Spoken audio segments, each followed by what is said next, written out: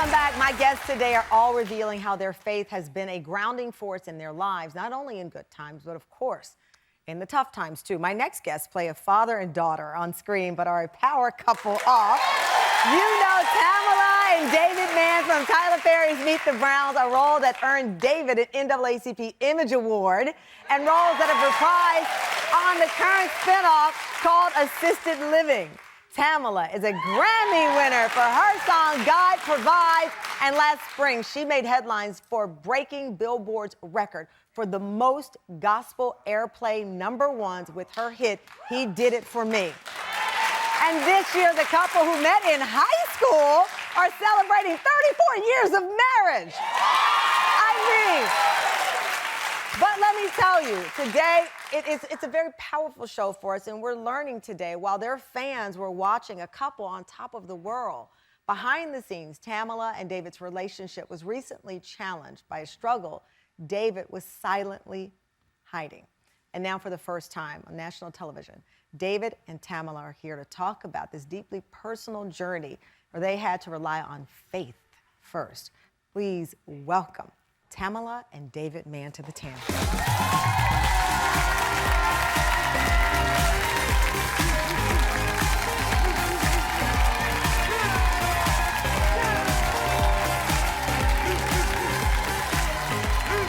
Have a seat.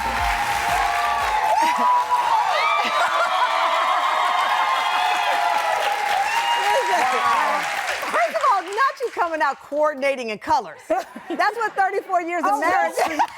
We didn't notice that until you just said As soon as you came out, I'm like, you got the gold and the black coordinate, as the great John Witherspoon said. You got to coordinate. 34 years. Does it, I mean, 34 years, does it, you were babies when you met in high school. we enjoying each other so much, we don't realize 30. We sitting talking the other day and it was like, it doesn't seem that we've been together most of our lives. Now that picture right there.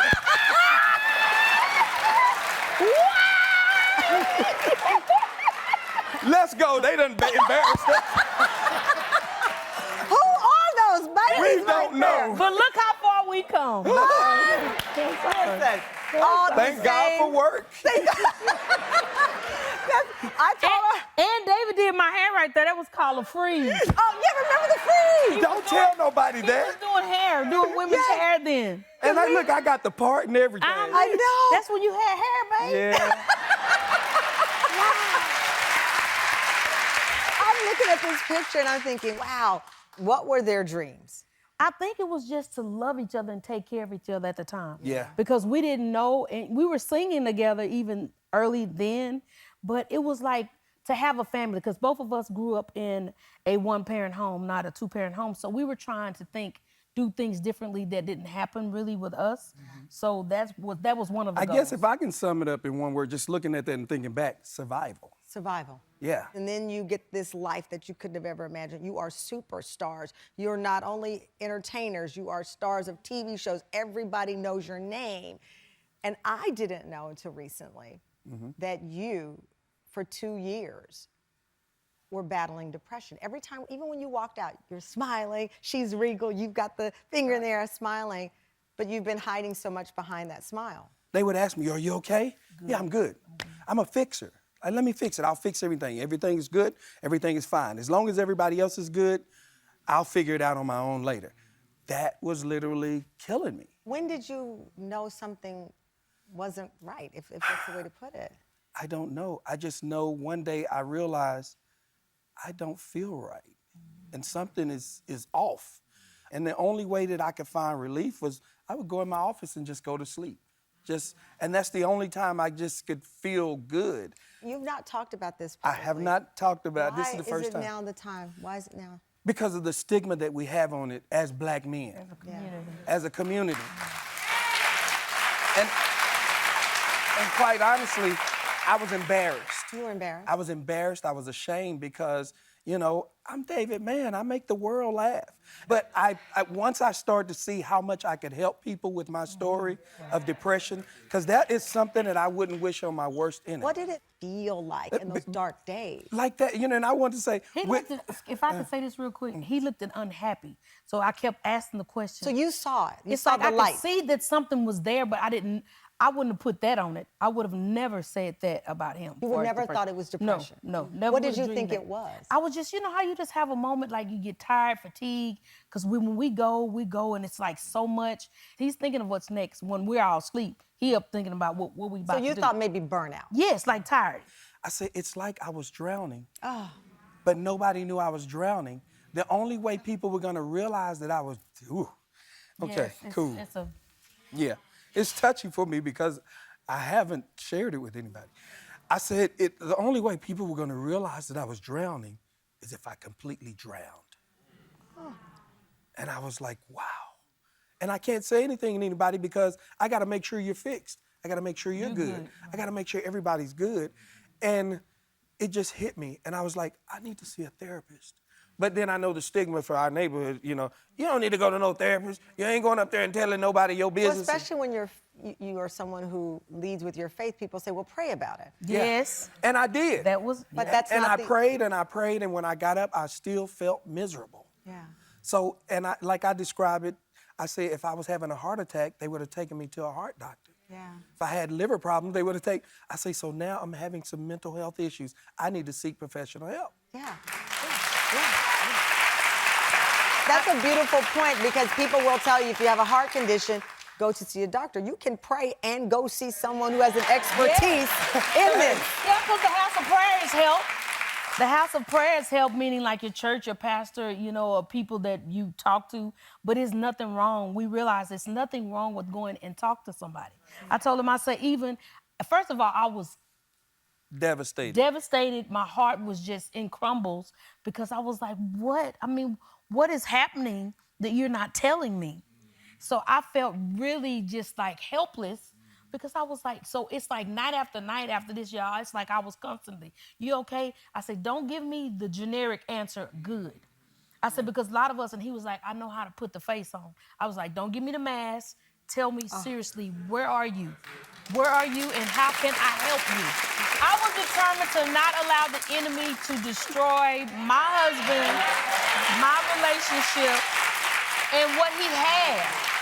What he has, because I know what he comes with and what he's called to do and how he's called to help, not just us, but he's called to help the nation. The thing is it's more brothers that I know that are hurting and struggling and not talking about it. And to hear somebody of his stature and of his caliber to say that there's a problem and it's okay, let's talk about the problem and we can get the problem fixed. Because a lot of times we think there's no fix, but there is help.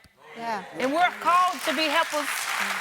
We're called to be helpers to one another. When he told you finally, I've made the appointment, I'm going to see a therapist. I was like, get out of here. They pushed me out the door, go. Like, get out of here, because I think I haven't went yet. It's like I start talking to some other friend of mine who kind of walked me through some things and just really, to just see myself. Sometimes we have to look in the mirror to see yourself. Yeah. Once I got there, it was a bit of apprehension because it's just like, how do I, sit? What made me comfortable, the therapist said the first thing is, yeah, okay, welcome. Let's have a word of prayer. Now, what's the problem? That right there said, okay, I can have a therapist and, we can faith too. Yeah. And so I remember that first day in therapy, I think I must have cried my whole hour. I paid him an hour to cry. I just sit there and I pour it out, and I think that's what some of us are missing. Some of us are missing that relief. How do you feel now? I'm in the best place that I've been in my life. And I'm the other therapist. Yeah. I'm in the best place because what I learned was I gotta take some time for me. And so you're in this good spot and you're back. The family is on like the new tour is like the Partridge Family. Yeah. It is up to date. Overcome a Man family tour. Yes, we're out and we hitting the cities and it's really been a blessing. When we come back, we're going to talk about this group and where they are now. That's a beautiful photo. More with the Manns after the break.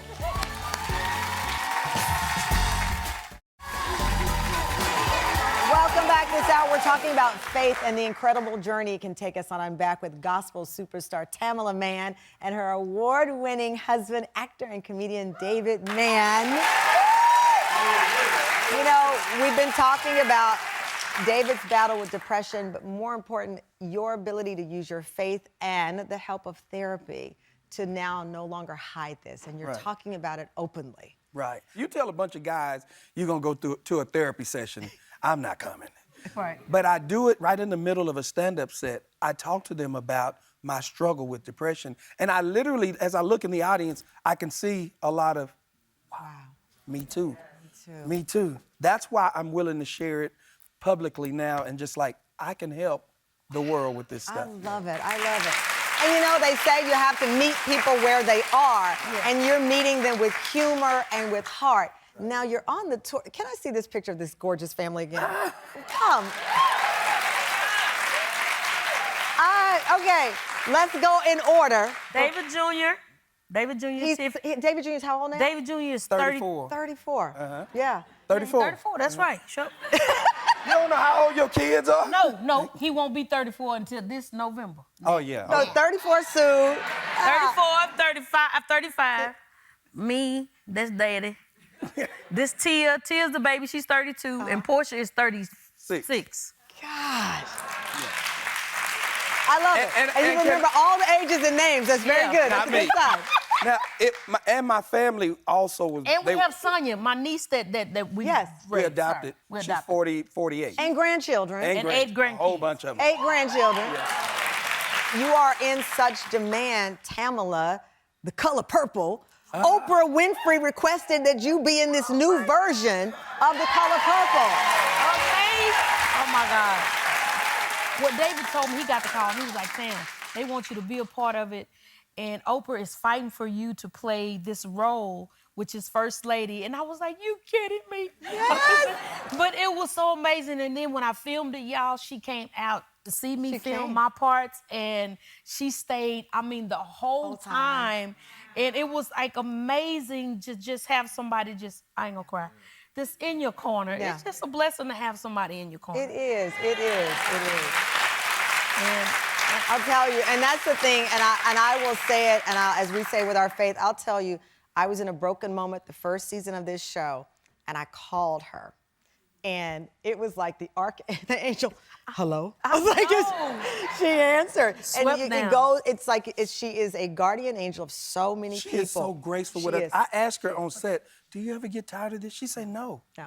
She said no. She said because, you know, the people is what kind of keep me going. I was like, she never gets a break, but she was so graceful with her time. But you know what? That's, I think, a part of her legacy is that you are graceful and gracious with your time, and that you're on this show revealing to people whose lives will be changed, hearing David Mann say, I was battling depression, but I got up with my faith and with therapy. Yes. That's what we're supposed to be doing. Yeah.